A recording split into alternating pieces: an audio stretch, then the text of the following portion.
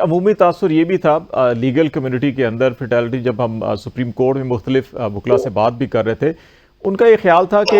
इस कानून साजी के जरिए शायद आइन का आर्टिकल 184(3) है या 191 है या लेजिस्लेटिव लिस्ट की सेक्शन 55 है, उसके अंदर एक किस्म की तरमीम की इजाज़त दे दी है सुप्रीम कोर्ट ने। और बफर्ज महाल कल कोई और हुकूमत होती है जिसकी अक्सरियत होती है पार्लियामेंट के अंदर, वो भी इसी किस्म की एक्ट ऑफ पार्लियामेंट के ज़रिए ऐसे कवानीन बनाए जिसकी नतीजे में आइन की शिकें मुतासिर होती हों, तो क्या उससे कोई मसाइल पैदा नहीं होंगे? आपका इस दोनों का मतलब इस पर क्या नुक्ता नज़र होगा?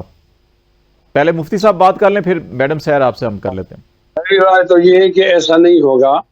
इसलिए कि आइन सबसे बालादस्त है, उसकी कोई शक या ज़ैदी शक वो मुतासर नहीं होगी। लेकिन अगर कोई बात आ जाती है सामने तो उस वक्त सुप्रीम कोर्ट उसकी रहनुमाई करेगी।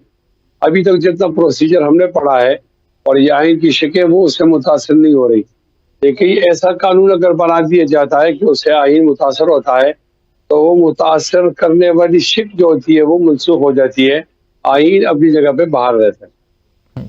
लेकिन इसके अंदर आप ये देखें ना, 184(3) में पहले आइन पाकिस्तान ये कहता था कि आज खुद नोटिसेज या 184(3) की जो पिटीशन होगी उसमें जो भी फैसला होगा उसके ऊपर नजरसानी का हक दिया था, अब ये अपील का हक मिल गया है। तो ये एक तब्दीली हुई है इस शिक के अंदर, इस एक्ट ऑफ पार्लियामेंट के जरिए। तो इसमें बज़ाहिर नजर तो ये आ रहा है कि आइन में इसमें रद्द-बदल हुआ है।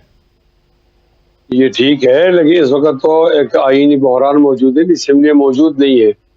तो कुछ चीजें आप बर्दाश्त करेंगे अगली असेंबली तक। असेंबली उसके अंदर फिर उसके मुताबिक तरमीम कर लेगी तो ये मसला भी हल हो जाएगा। लेकिन जब तक असेंबली नहीं आती वजूद में, तो इसको इस तरह लिया जाएगा कि आइन की जो शिक है वो तो मुतासिर नहीं हुई,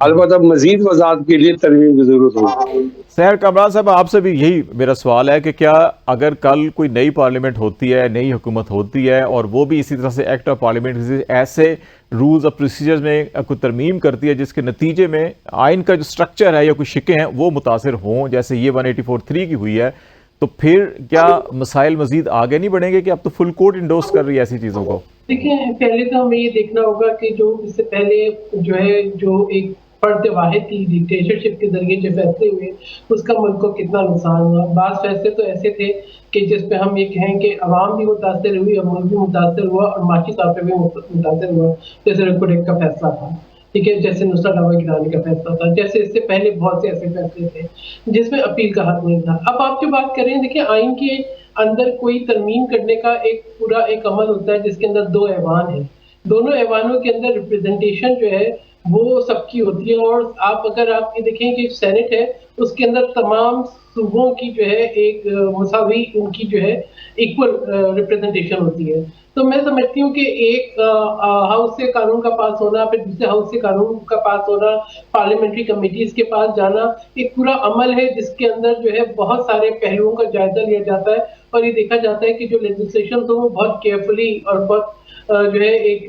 बेहतर विजडम के साथ हो। दूसरी चीज ये है कि जो तशरीह है उसका हक जो है वो अभी भी सुप्रीम कोर्ट के पास है। तो अगर कोई ऐसा वक्त आया तो उसकी तशरीह जो है वो हो सकेगी, लेकिन ऐसा नहीं होगा कि इससे पहले कि आइन को जो है रीराइट जो है सुप्रीम कोर्ट करे, जिसके नुकसान पाकिस्तान ने जो है इससे पहले देखे हैं। ऐसे फैसले आ जाए कि आप किसी भी मुल्क के जो है वजीर आजम को या किसी अहम शख्सियत को जो है आप फांसी के उस पे ले जाए, फैसला दे दें और उसके ऊपर जो है कोई अपील ना हो। ऐसा वक्त ना आए जहाँ पे आप जो है ऐसे फैसले कर दें जिसमें मुल्क की मईशत को नाकाबिल तलाफी नुकसान हो। ऐसे फैसले ना आए कि आप अपनी मर्जी से किसी को जो है वो सादिक और अमीन के सर्टिफिकेट दे दें और किसी को जो है मतलब ये मैं समझती हूँ कि मुल्क के इंतजामी मामलात के अंदर, मुल्क के सियासी मामलात के अंदर, मुल्क के वो जो मुदाखलत थी ना वो बहुत नुकसानदेह थी। अब अगर एक सुओ मोटो के लिए भी आपके पास 3 मेंबर्स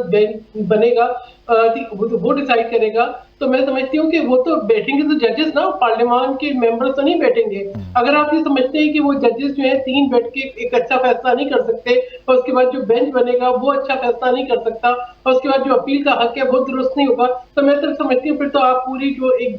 जस्टिस सिस्टम है उसी पे सवाल उठा रहे हैं। تو میرے نزدیک تو یہ بڑا خوشائند فیصلہ ہے، اور میں سمجھتی ہوں کہ لا ول پریویل، جسٹس ول پریویل، اور بہتر فیصلے ہو سکیں گے. اور یہ بہت ایک اہم فیصلہ سابق صدر مملکت آصف علی زرداری نے کیا تھا جب انہوں نے اپنی پاورز پارلیمان کو دی تھی، جو کہ ایک احسن قدم تھا جس نے آئین کو بحال کیا. اور آج ایک تاریخی فیصلہ جو ہے اس